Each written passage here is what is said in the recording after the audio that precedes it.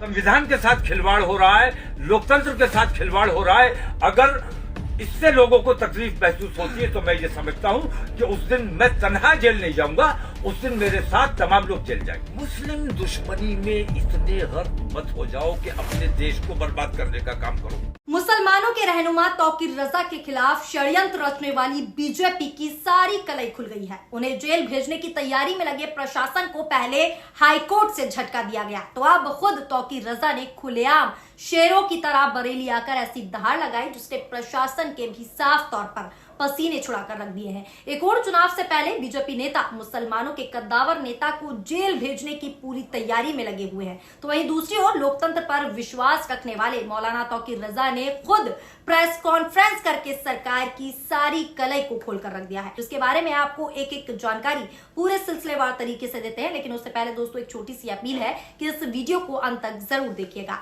और चैनल पर नए हैं तो चैनल को लाइक और सब्सक्राइब भी जरूर कीजिए। नमस्कार, आदाब, सत श्री अकाल, स्वागत है आप सभी का आई न्यूज में और मैं हूं आपके साथ फराह खान।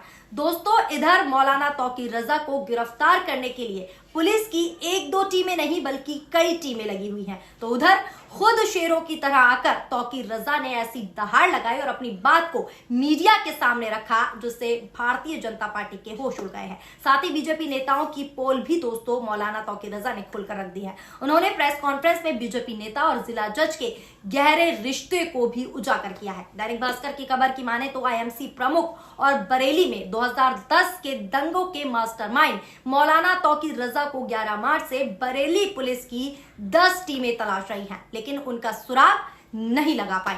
वहीं गुरुवार रात को बरेली में अपने घर में ही मौलाना तौकीर रजा ने प्रेस वार्ता भी कर दी। उन्होंने कहा 2010 का बरेली दंगा प्रवीण सिंह एरन और साथ ही राजेश अग्रवाल की साजिश है, मुझे तो उसमें फंसाया जा रहा है, मैं पूरी तरीके से निर्दोष हूं। वहीं इसी बीच उन्होंने जिला जज और साथ ही साथ बीजेपी नेता के रिश्ते को लेकर भी बड़ा बयान दिया है। तौकीर रजा ने बड़ा बयान देते हुए साफ कहा कि जिन जज साहब ने मेरे खिलाफ वारंट जारी किया है उनका प्रवीण सिंह एरन राजेश अग्रवाल के साथ उठना बैठना है, यानी गहरा रिश्ता है। भारतीय जनता पार्टी के साथ जज साहब का जो है पर्सनल संपर्क है, उनके प्रोग्राम में वो आते जाते रहते हैं। क्या ऐसे जज को अपने ओहदे पर बने रहने का अधिकार है, ये सवाल उन्होंने कहा। मैं देश के लोकतंत्र की हिफाजत करना चाहता हूँ।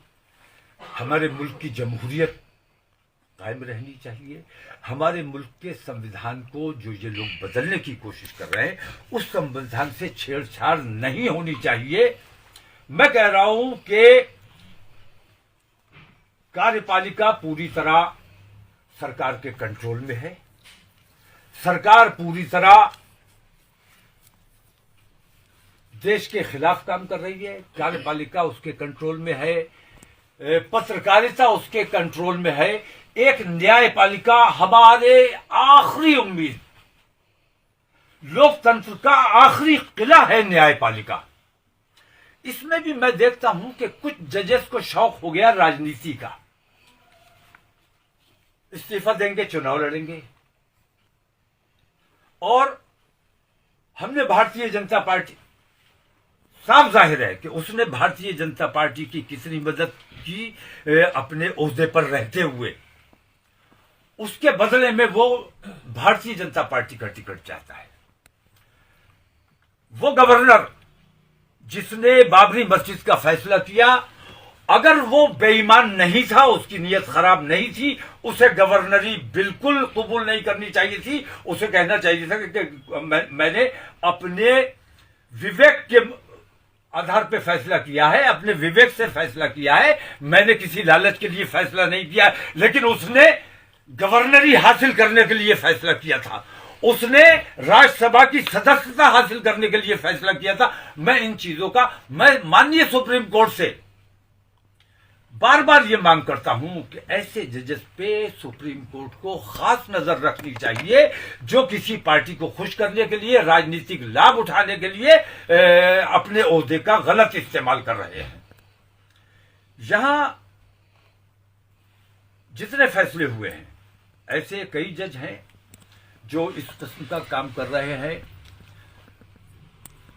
मेरे सिलसिले में कितने केसेस हैं जो पेंडिंग पड़े हैं, कितने केसेस हैं जो पेंडिंग पड़े हैं, उनका निस्तारण नहीं हो रहा है, लेकिन 2010 में मुझे कैसे आरोपी बनाया जाए?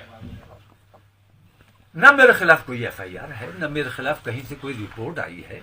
एक किसी से आपने दबाव बना के किसी से आपने मेरे खिलाफ बयान दिलवा दिया और उसके आधार पर आप मुझे मुजरिम करार दे देंगे, मेरी बात सुनेंगे भी नहीं।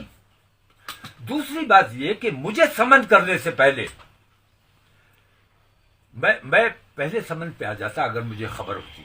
मैं परवाह नहीं करता हूं, मैं अदालत का सम्मान करता हूं और मैं चाहता हूं कि हिंदुस्तान में न्याय, क्योंकि ये लोकतंत्र का आखिरी किला है, इस किले की हिफाजत पूरे हिंदुस्तान के तमाम लोगों को मिलकर करनी चाहिए कि अगर ये किला अगर कहीं सरकार के दबाव में आ गया, लालच में आ गया, टिकट में बिक गया, या अपनी मानसिकता की बुनियाद पर अपने हिंदुत्व की कि हम हिंदू हैं, हमें मुसलमान को सजा देना है,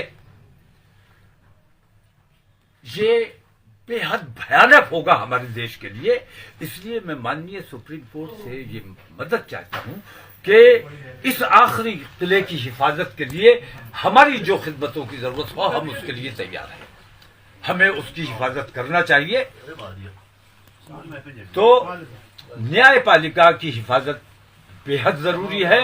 न्यायपालिका को जिस तरह मीडिया को खरीद लिया गया, बेईमान बना दिया गया, जिस तरह कार्यपालिका को बेईमान बना दिया गया, उसी तरह अगर आसार ऐसे लगते हैं कि हुकूमत दबाव बना रही है अदालतों पर और हुकूमत अपने फैसले अदालतों के जरिए अपने मन मुताबिक फैसले कराना चाहती है, ये अन्याय मैं समझता हूं कि सुप्रीम कोर्ट को इस तरफ तवज्जो देनी चाहिए।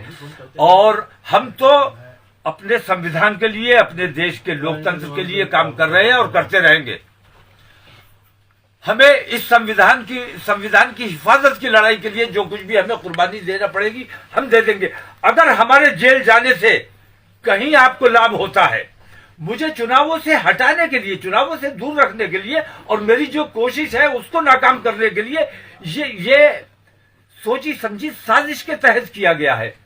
उस वक्त दंगे के जो लोग दोषी, असल दोषी हैं, उन लोगों पर अगर आप गौर कर लोगे तो दो लोग आपको मिलेंगे। एक उस वक्त का एमपी था राजेश अग्रवाल और प्रवीण सिंह हैरन, इन दोनों की मिली भगत से बरेली में दंगा हुआ था और राजेश अग्रवाल और प्रवीण सिंह हैरन, इन दोनों की साजिश यह है कि किसी सूरत से मुझे चुनाव से दूर रखा जाए, मैं जेल में रहूंगा तो ये बरेली जीतने में कामयाब हो जाएंगे। बरेली न भारतीय जनता पार्टी को जीतने दी जाएगी और न प्रवीण सिंह हैरन को जीतने दी जाए। प्रवीण सिंह हैरन को मैं चैलेंज करता हूं कि हिंदुस्तान की किसी भी सीट से लड़ लो, तुम चुनाव नहीं जीत सकोगे। तो ये साजिश रची गई है, इन दोनों ने मिलकर साजिश रची है। और मेरी जानकारी में यह है कि वो जज साहब जिन्होंने मुझे समन जारी किया और जिन्होंने मेरे वारंट जारी किया, वो राजेश अग्रवाल के साथ चाय पीते हैं, प्रवीण सिंह हैरन के साथ उनका बैठना उठना है, भारतीय जनता पार्टी के लोगों के साथ उनका तालमेल बना हुआ है, उनके प्रोग्राम्स में जाते हैं, उनसे सम्मान लेते हैं। और वो फोटो दिखाइए आप लोगों को, वो फोटो भी आपको जारी करना चाहिए कि क्या ऐसे जज को अपने ओहदे पर बने रहने का अधिकार है। माननीय सुप्रीम कोर्ट को इस तरफ तवज्जो देनी चाहिए और ऐसे तमाम जजेस जो किसी दबाव में, किसी लालच में, सरकार के दबाव में काम कर रहे हैं या अपने व्यक्तिगत कारणों से इस किस्म की हरकत कर रहे हैं, ऐसे जजेस के खिलाफ सुप्रीम कोर्ट को एक्शन लेना चाहिए।